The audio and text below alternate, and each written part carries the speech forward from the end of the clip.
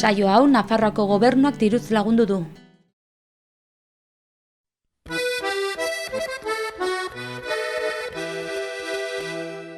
Oroitzen zaitu danean ama, sukaldean egoten zara,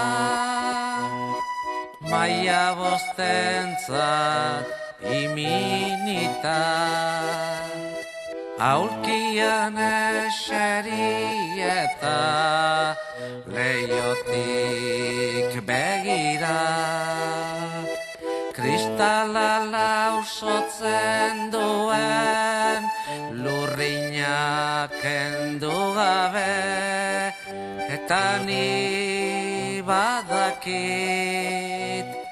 zeure begien ondoan nagoela, eta ni badakit zeure begien ondoan nagoela.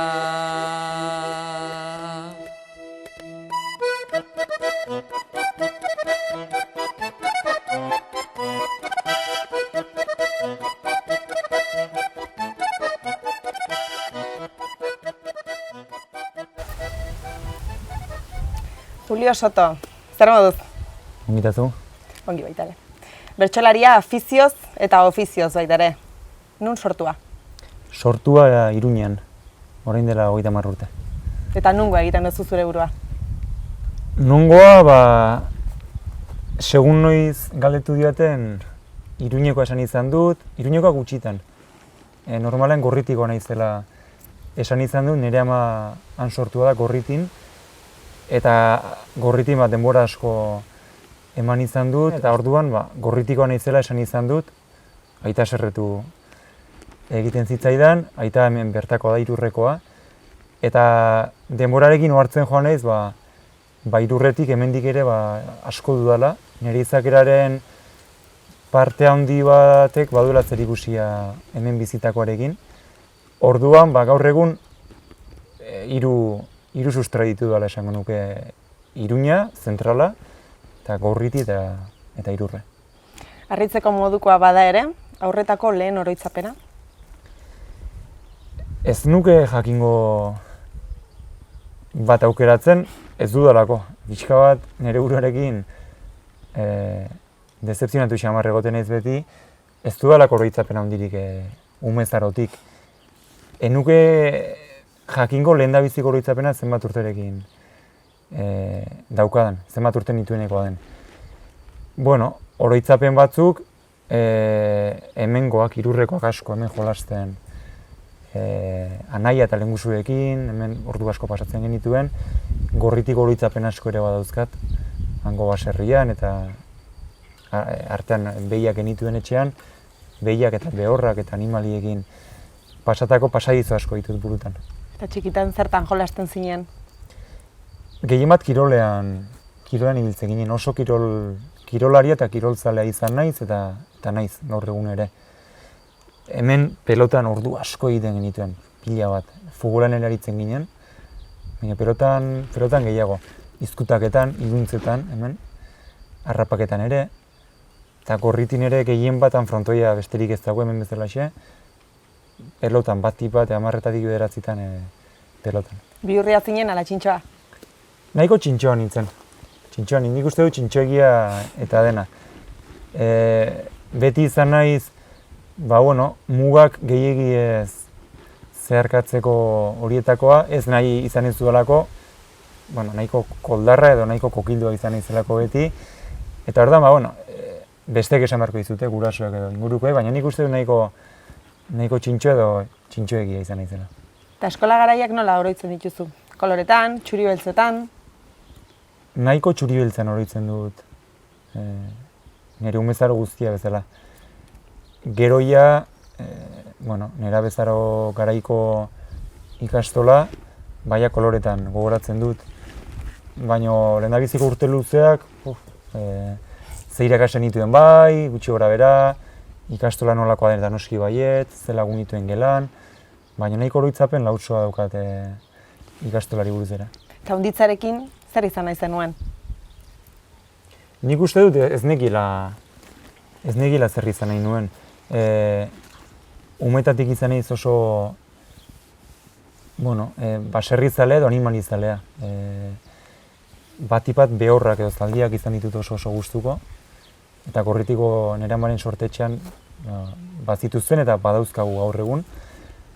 Hori garbi neukan, animaliak zirela nire pasioa, baserri mundua, belarra egin, behiak ekarri, behiak etzi, behorrak eraman, horrek betetzen ninduen, eta gaur egun ere nik uste dut dela zoriontsuen egiten nauen bidea. Zer ikasketak egin zenituen gaztetan? Nekazal ingenieritza bat egin nuen, esan dizudan bezala pixka bat baserri mundu eta mundu horrekin lotutako bidea. Hori edo alabaitaritza egiteko burutazioa neukan, alabaitaritza egiteko Zaragozara joan beharra neukan, Zaragozara ez nuen joan nahi, hasteko pelota utzi beharra neukalako, bersoa utzi beharra neukalako, eta deskartatu egin nuen. Eta behin hori eginda nekazal ingenieritza, euskal filologia egin nuen, eta gero ditxosozko kapa. Beraz, bokazioz edo ala beharrez?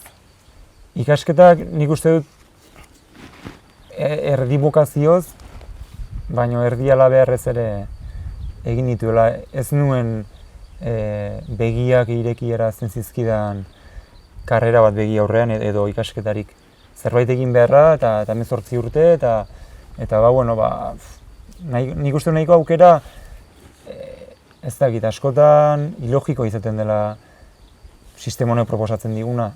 Ikasle askok ez daki zer egin nahi duen eta zerbait aukeratu beharra dauka eta aukeratzen du eta askotan, hanka sartze horrekin ere asko ikasten da, noski baietz, baina pixka bat, nik uste ez dakit goitzegi edo aldrebes datorkigun autori egiteko momentua.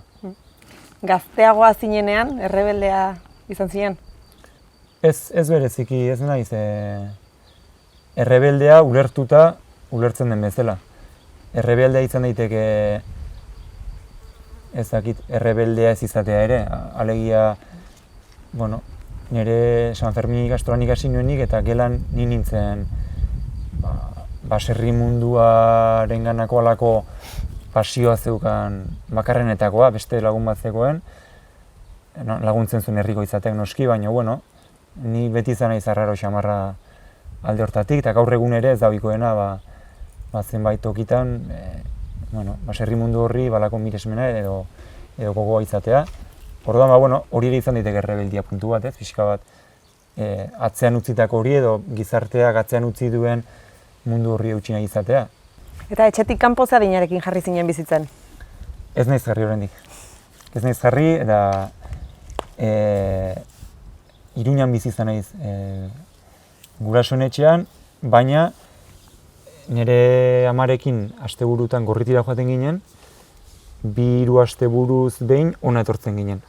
Aita hona etortzen zen, astebururo hona, eta anaia eta ni amarekin Gorritira joaten ginen, eta 3 asteburuz behin edo hona etortzen ginen.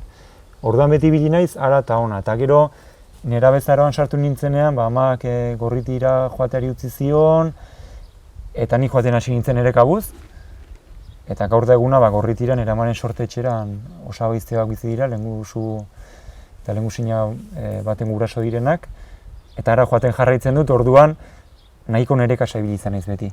Iruñan 3 egun, Gorritin beste 3, tarteka 3 urrera, beti nahiko galduta ibili naiz, 14-15 urtetatik ona.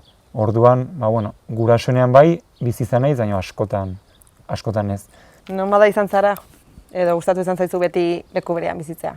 Ez, oso nomada izan naiz beti, eta oraindik ere kotxean ordu asko pasatzen ditut bersoa dela eta, saioa hemen eta saioan, Euskal Herrian barna, baina bestela ere, esan dizudana, Iruñan pare bat egun ematen ditut, beste pare bat egunerako Gorritira joaten naiz, eta gero igual buelta bat ona, tartean behin, edo igual Iruñan egunak baino iluntzeak igual Gorritira joan, han behorretara buelta bat eman, Irainetara ere detxente joaten naiz, nire osaba bat handauzka behorrak eta ara ere asko joaten naiz, Irainetara. Orduan beti nabil hor, toki finko bat ezin bilatuz, edo toki finko bat nahi ez duen izakera batekin. Zure denbora librean zer egiten duzu? Denbora librean kirola, orain gutxixeago belauneko arazo bat daukadalako, baina kirola asko egin duen pertsona naiz, bati bat pilota, baina korrika ere ibilinez desente azken urteotan. Behorrak zaintzen ordu asko ere eman izan ditut, arditxo batzuk ere badauzkat, orduan baserri munduari lotutako afizio horrek nire denbora librearen zati handi bat betetzen du. Irakurtzen ere denbora desente ematen dut, garaiaren arabera, badauzkat garai batzuk liburuekin haserre egoten izena, baina eta betiko zinemara ere asko joatea gustatzen zait, eta telebistan ere ordu batzuk ere. Zer uste duzu? Bizi lanerako edo lan egin bizitzeko terminoa egokiagoa dela? Nik uste dut bigarrena dela egokia, lan bat egin bizitzeko. Alegia bizitzak dauzkan gastu horiei aurre egiteko lantxo bat izan. Hala ere, nik uste interesgarriena ni hortan saiatu naiz azken urteotan, baina badakit ez dela erresa, benetan zure barrua mugitzen duen lan bat egitea da ideal bat niretzako. Zure bokazioa aurkitzea, zure ofizio bihurtzea. Nik uste dut hori lortzen duzunean, lana ez dela lan, noski beti dauka lanetik edo beharretik zerbait, baina hori lortzen baldin baduzu, nik uste dut lana eta bizitzak bat egiten dutela. Zure lana bizitza bihurtzen zaizu eta bizitza lan. Adiez nire kasuan, bersoa edo berso munduan nire lana, hein handi batean, eta aldi berean da nire bizitza.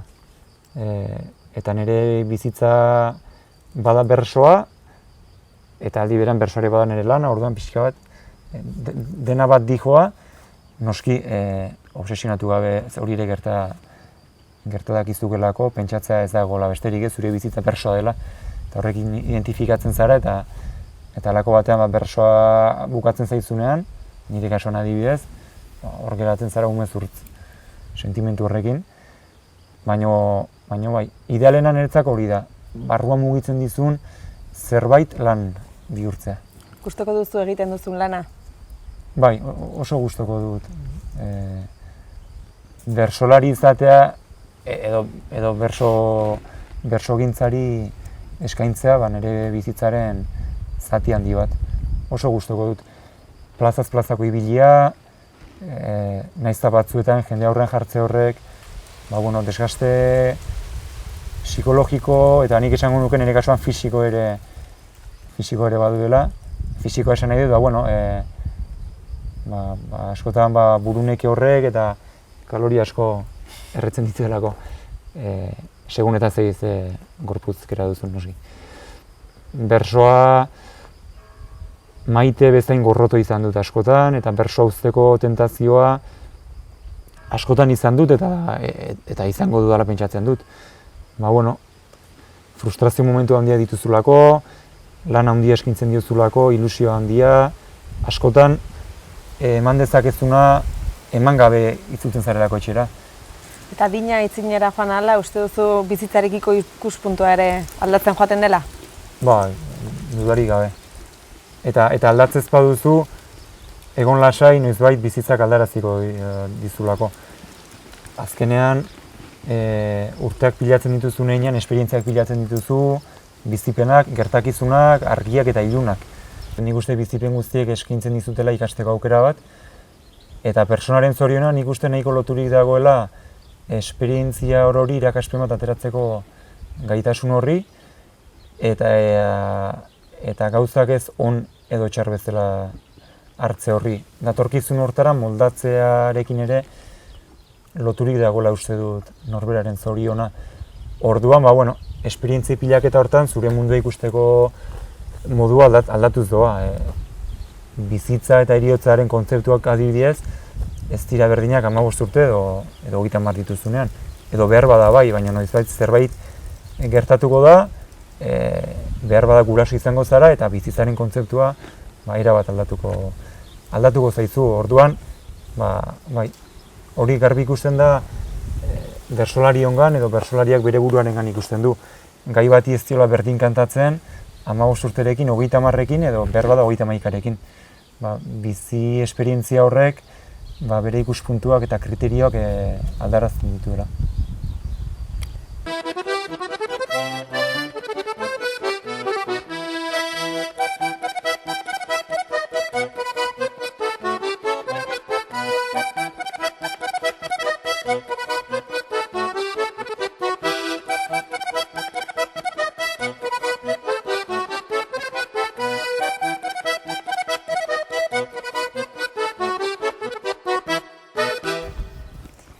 Gogora ekarri ditzagun zure hasierak bertsolari bezala, Julio. Nola oroitzen dituzu?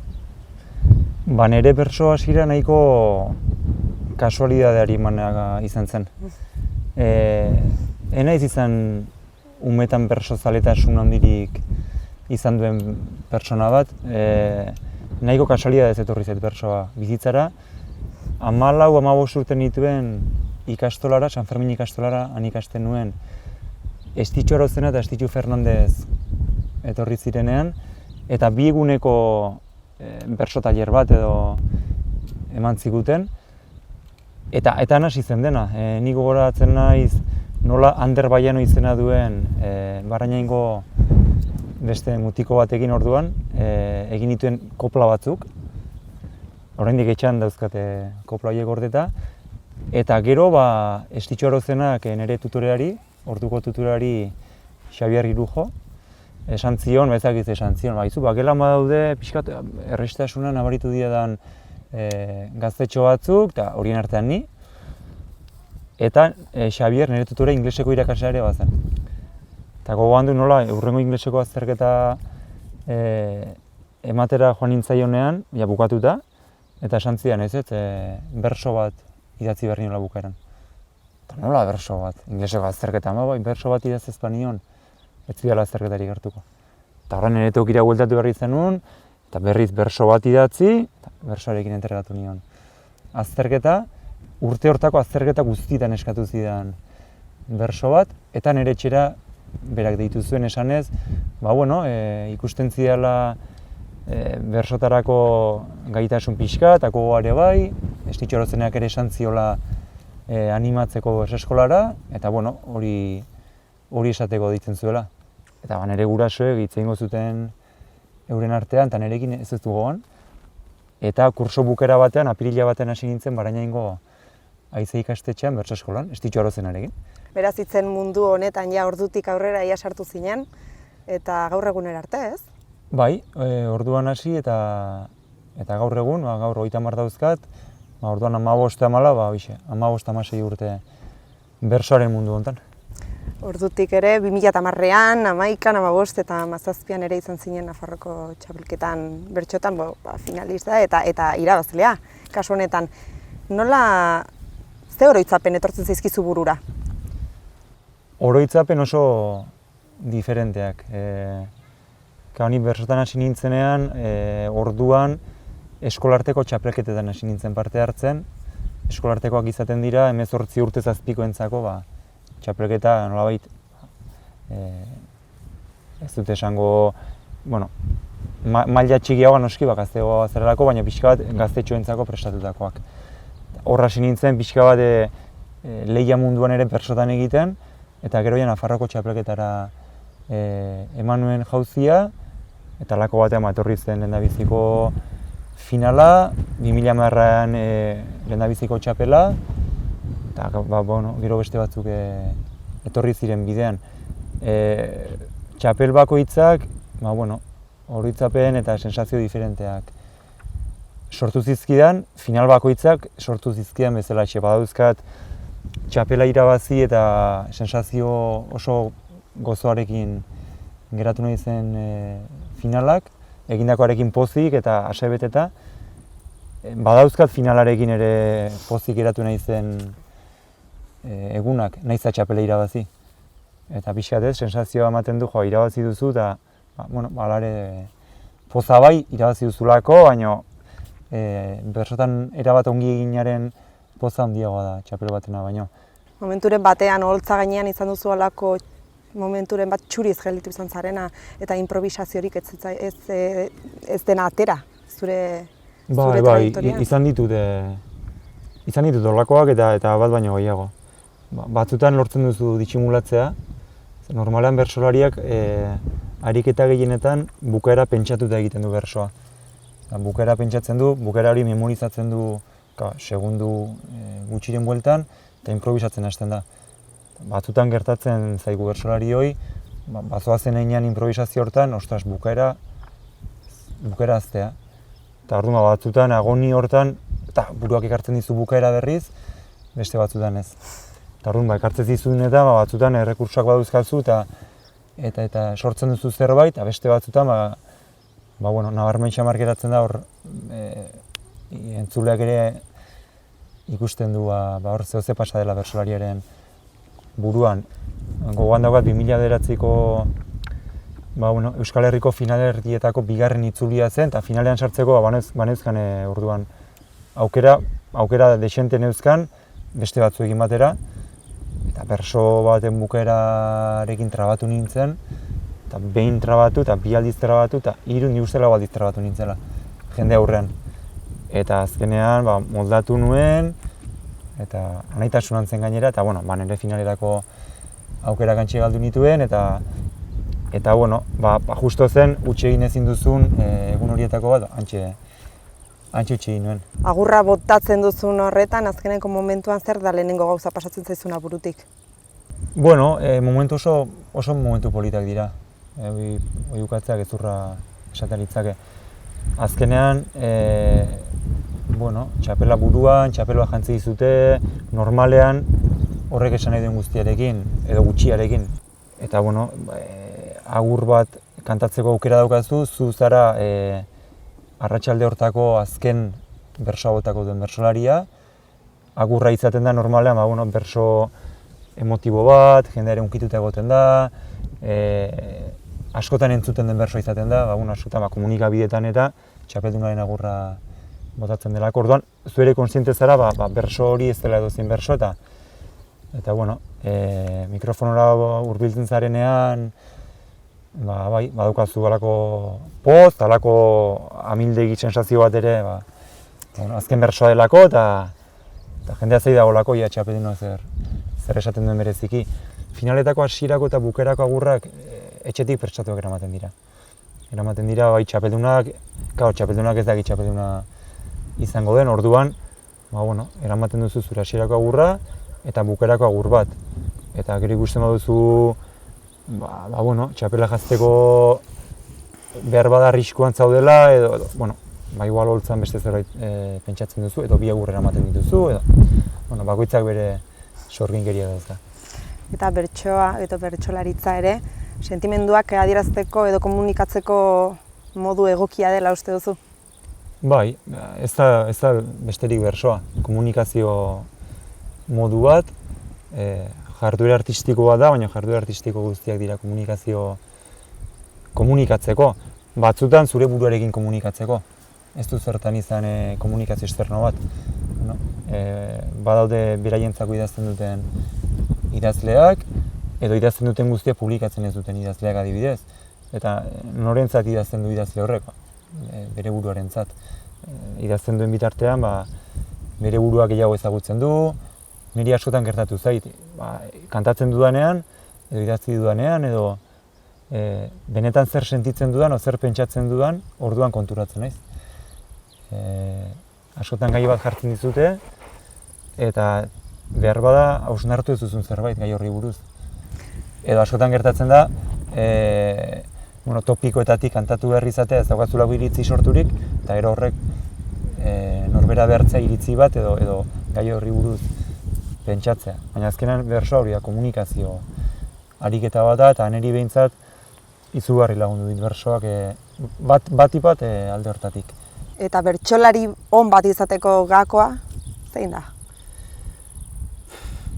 Gako asko daude, lehendabiziko eta behin behar duzuna da zorte pixka bat edo bueno, ez dakit, destinua esan edo zu bide zuzenean jartzea, eta honekin esan nahi dut nik estitxu ezagutunen bezala eta nire tutoreak gurasoak ditu zituen bezala eta bueno, zorte hori izatea.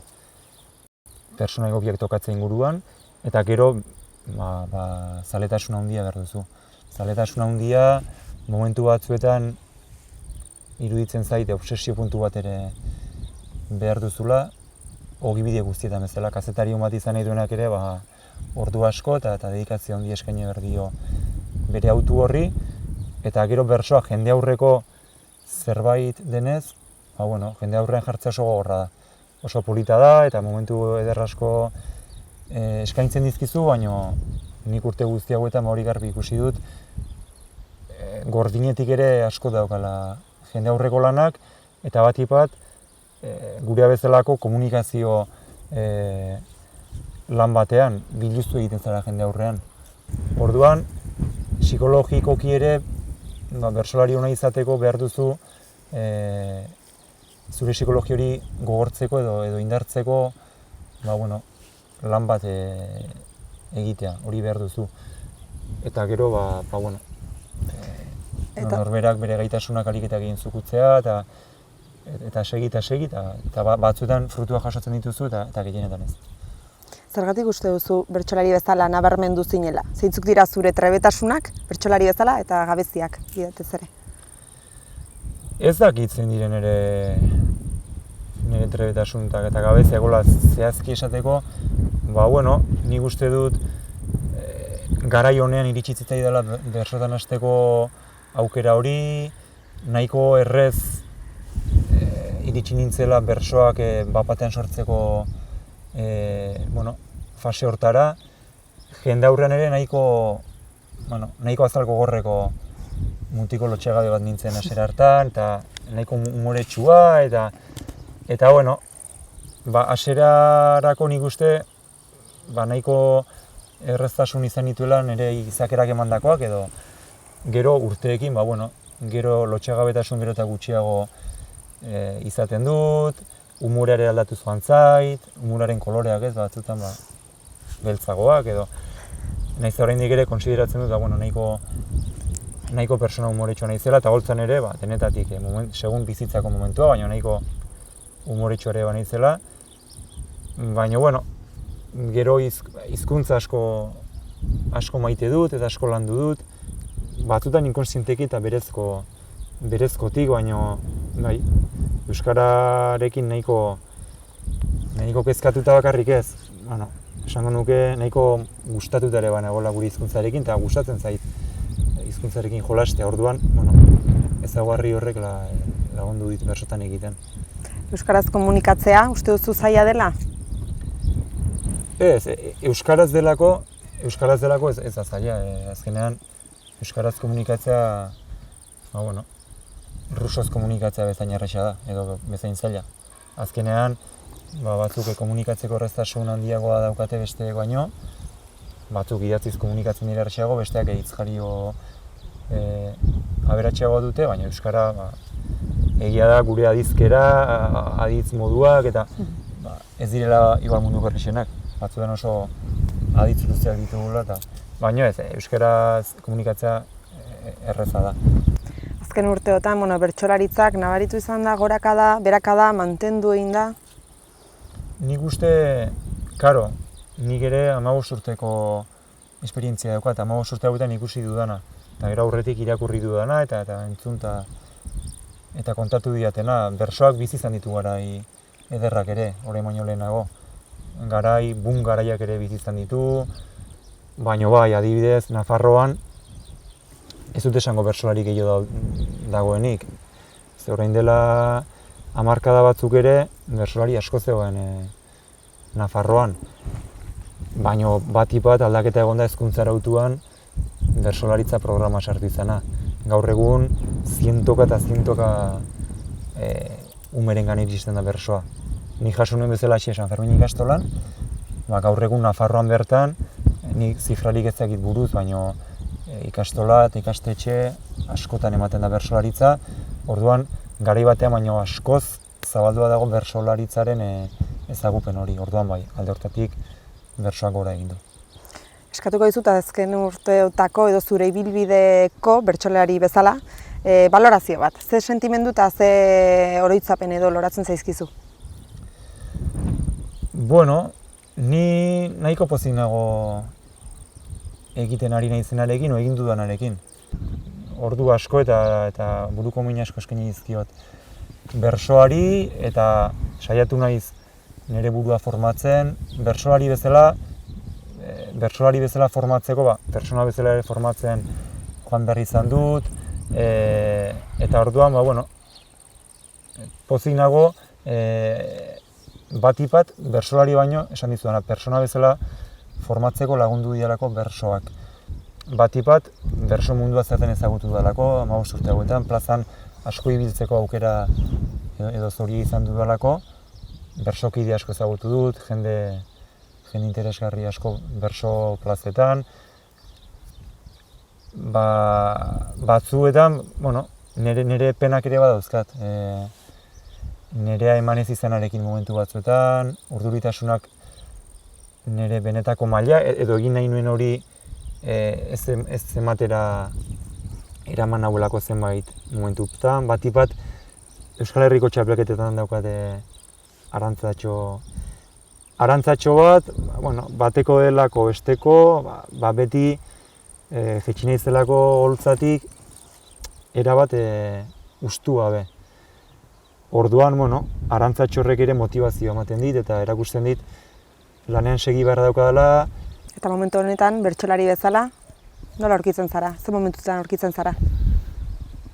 Momentu honetan, Euskal Herriko txapelketa pasa berri da, abenduan bukatu zen eta sensazio nahiko gaziarekin bukatu nuen txapelketa, ez esateagatik oso gaziarekin, nahiz eta postu aldetik, finaletik oso gertu geratu nintzen eta askok esaten diaten, hori ere badela pozteko motibo, baina niri horrek ez dit ase betetzen barrua. Zenbait bersotan, zenbait momentutan, txapelketa honetan, ez dut nirea emateko gaitasunik izan. Etorkizuneko proiektuak berez?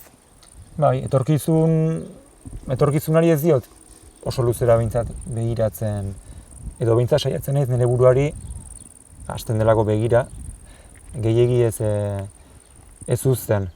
Hurrengo urtean berriz ere Nafarroako txapelketa datorkigu, konturatzerako hemen da, orduan horrek ere berriz ere beste motivazio estra bat emango digu nafar bertsolarioi lan egiteko eta presatzen segitzeko.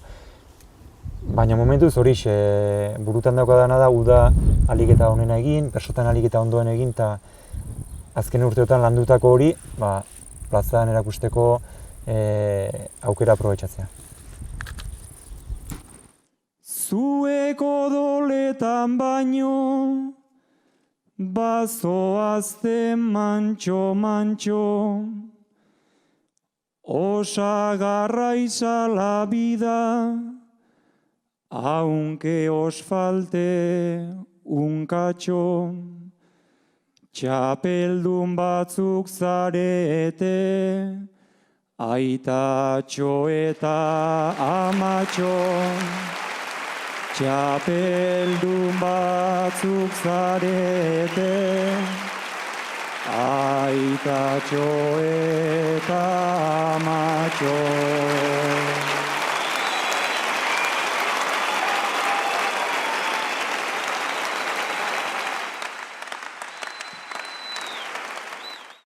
Gizartearekin konprometituak izan behar gara? Noski baietz, eta ez gara. Eta esango nuke gainera oso gutxi direla, baina disimulatzen saiatzen garela, bagarela erakutsi nahi horretan. Adibide garbia da orain, adibidez errefuxiatuekin, edo ieslari politikoekin, edo etorkinekin, edo 11 izen jardakioken jende horrekin gertatzen ari denarekin. Denak gaude desados, dauden politikekin, eta dena gaude haserre, eta horrekin erakutsi nahi dugu, gu konprometitzen garela kausa horrekin, eta ez dala, hemen segitzen dugu gure lehendabiziko mundu hontan, eta ez dugu nahi hirugarren mundu hori desagertzeko, gu bigarren mundu batera jisterik, ez dugu nahi eta ez gaude prest. Natura zaintzen dugu? Ez dugu zaintzen. Ez dugu zaintzen natura. Hemen adibidez, gezurra dirudi ez, esaten dudan horrek, baino ikusi besterik ez dago lur planetan gertatzen ari den guztia. Euskal Herrian bertan ere zenbat autopista, zenbat errepide orain AHTA etorri da ez ekarri dute, txikitzi izugarri bat sortzen dute ondorioz, aixolarik emate ez dien txikizio bat, eta hemen Euskal Herrian badirudi gure txarrean zerbait baietz, baina mundu mailari begiratu bat luzatzen badiozu, erantzuna nabarmena da. Bidaiatzea gustuko duzu? Bai, oso gustuko dut bidaiatzea, eta desente bidaiatzeko zortea izan dut. Leku berezi bat azpimarratuko zenuke? Leku berezirik ez nuke bat esaten jakinko, oso Europako hiri eta estatu desente ezagutzeko aukera izan dut, eta gustatzen zait Europa, gustatzen zait, Europan Europa asko daude, baina bereziki egonaldi batek markatu baldin banau, behar bada Palestinakoa izango da, Palestinan egonaldi nahiko ederra eta gogorra pasa genuen. Polonian ere, markatu ninduen desente Poloniak, nire bizi momentuaren gatik eta egoeraren gatik, baina Poloniak ere bere hortan, pixka bat markatu ninduen, baina, pentsatzen jartzen naiz, egon naizen herrialde guztiek utzi diate arrastoren bat. Eta nora joango zineteke gustora? Hor daukat beti zintzilik Pragako bidai hori, Asiako mamu hori ere hor daukat. Buruan bueltaka, Nueva York ere ezagutu nahi dut, zerrenda luzea da. Herria edo hiria? Biak behar ditut ongi egoteko. Bizitokiak eman dezake bizipoza? Bai, nik uste baietz. Halare pentsatzen dut, norbera ongi dagoenean, bati bat bere buruarekin ongi dagoenean, tokiak eta inguruak ez duela inbesteko eraginek. Iruditzen zaigula askotan, 100 metro karratuko etxe bizitza batek, 80ko batek, baina zorion handiagoa emango digula, edo baratza bat daukan etxe batek, pitxu batek baino handiagoa, eta ez dela inondik inora ere. Baina egia da, inguru eta bizitzaren toki hortan gustura baldin bazaude, zu pertsona bezala realizatzeko aukerak ematen badizkizu toki horrek, laguntzen duela horrek zure bizipozen. Mitozalea zara? Ez naiz mitozalea, eta bai, naiz, ez dakite, badauzkanik ere nire referentziak, bertso munduan, kirol munduan, politika munduan, literatur munduan, badauzkat nire non begiratzen dudan, gustola sentitzen naizen pertsona batzuk edo badauzkat. Baina aldi berean uste dute gure gizartea oso mitozalea dela eta ez dela bateria aberasgarria hori. Ikusi besterik ez dago futbolarekin gertatzen dena, ezta? Ematen du besterik ez dagoela bi izar daudela eta gainontzeko guztiak hankamotzak direla. Eta gainera horiei begira bizitza doakigula, ez dagoela besterik. Orduan mitoak nahiko arriskutsuak dira. Lasai eta ongi egoteko leku bat. Lehen esan dizuenaren aritik, nik uste dut lekuak baino gehiago egiten duela zure barruak. Eta bat ongi egon daitekeela hementxe, ez, paraje eder eta ze toki eder, baina egon daitekeela justu munduko tokirik itxusienean ere egon daitekeela ongi. Badauzka toki kutxunak nik, noski badauzka dela.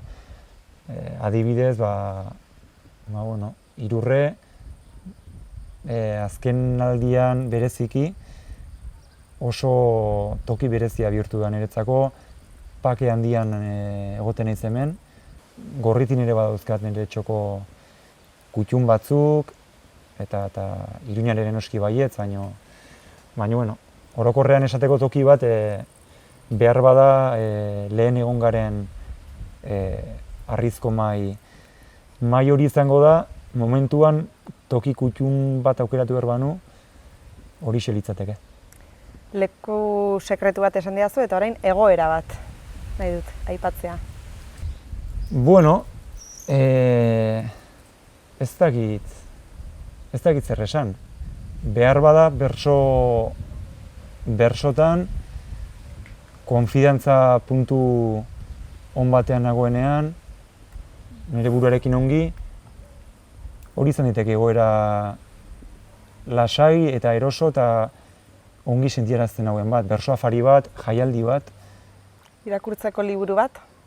Nahiko txarra naiz gauza bakar bat aukeratzen. Ez nuke bat esaten jakingo. Eta sentitzen dut erantzunik ez emate, baina asko dauzkat. Autore gustoko asko euskal literatura asko irakurtzen dut, atzerriko ere. Ipuin liburu, novela, saiakera, liburu politikarekin lotutako liburuak ere, pixka bat espiritualidadearekin lotutako liburuak ere nahiko gustagarri zaizkit, orduan Filme bat? Filme bat? Berriz ere ataka berean jarri nahuzu. Ez dakit, eta berriz ere behar bada ez dizut erantzunik emango, eta asarreteko zara nirekin, baina pelikula asko ikusten ditut, normalan udazken negu garaian, kasi kastero joaten naiz. Joaten naiz zinemara, baina pelikula asko daude barrua ukitu didatenak, normalean nahiko, ez da kritiko eskuzabala naizen, baina pelikula gehienak onak iruditzen zaizkit.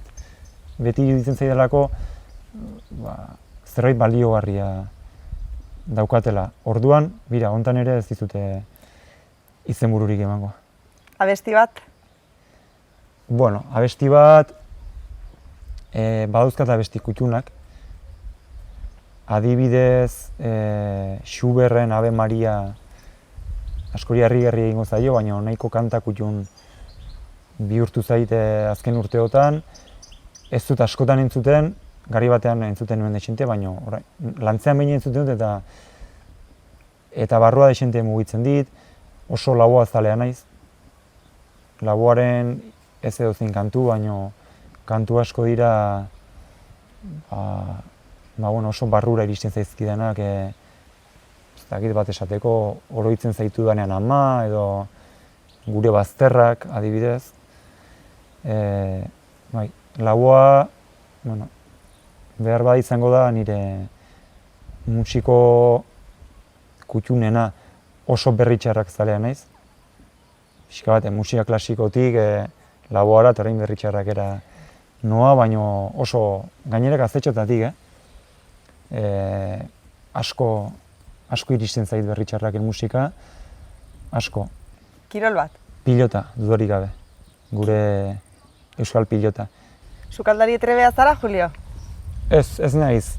Bereziki trebea, baina ez naiz tankerarik ematez dion ere. Orain arte egia da ez duela asko sukaldatu, eta azken urte pare honetan gehiago sukaldatzen dudala, eta gustatzen zait sukaldatzea, nahiz eta alper xamarra naizen. Hortarako, baina, esango nuke trebea ez, baina iruditzen zait etorkizunean desente sukaldatuko dudala. Ze paper jokatzen du euskerak zure egunerokotasunean? Zentrala. Euskara nire bizitzako zutabetako bat da.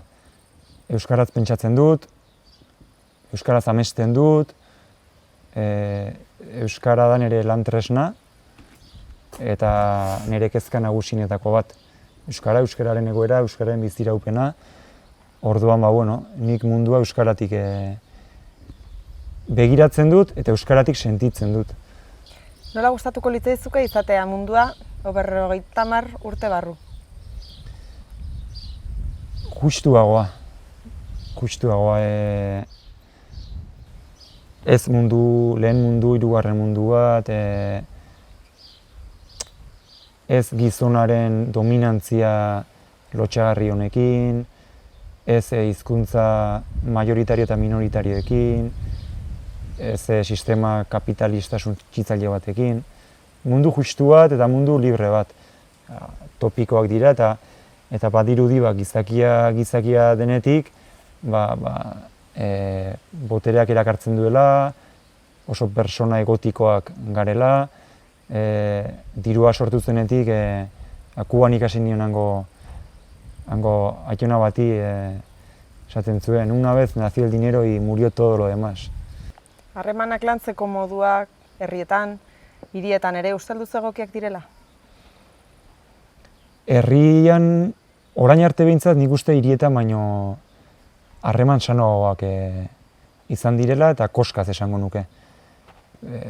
Umetxotatik izan dut nik adibidez helduekin harremana. Eta hirietan hori pentsa ezina ez dakit, baina oso zaila da eta gaur egun are zailagoa bajerekin. Eskolan zerkinta tokatzen zaizun, ematen du horiek direla zure betirako lagunak eta euskalduna oso zirkulukoa da ez. Eta zirkulu hortatik ateratzen kosta egiten zaigu. Bereziki hirietan, herriak nik uste aberatsagoak direla eta aukera gehiago ematen dizutela humanizatzeko. Zoriontsu izateko errezeta bat? Lehen aipatu dudala uste dut harimutur bat, baina nik uste loturi dagoela norberaren zoriona bizitzak dakarzkizun aldaketa horietara moldatzen jakitearekin.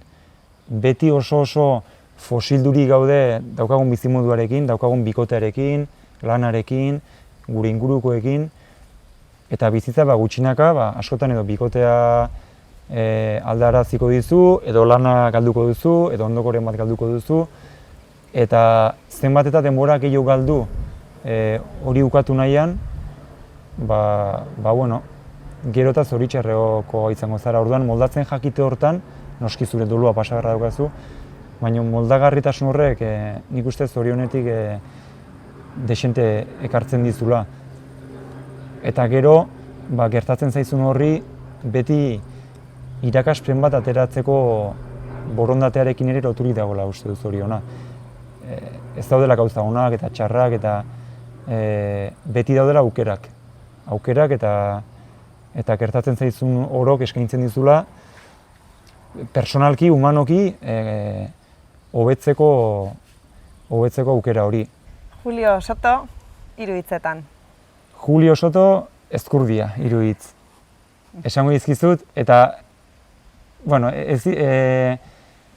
ez nuken ere burua definitu nahi, joera hori ere badugulako eta ez delako gustatzen zure burua, nire kasuan nire burua bersolariarekin edo ezakizerrekin lotzarekin. Nire burua definituko nuke munduan bere tokia bilatu nahian ari den persona bat. Horixe esango nuke dela Julio.